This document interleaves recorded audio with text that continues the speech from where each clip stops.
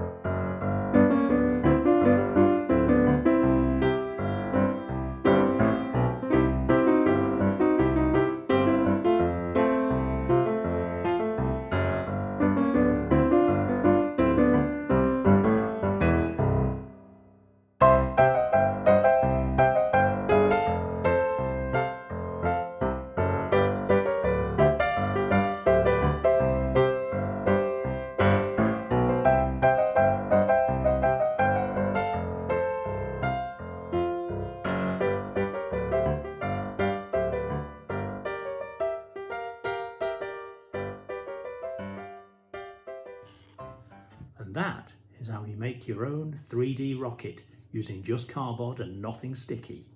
Happy making!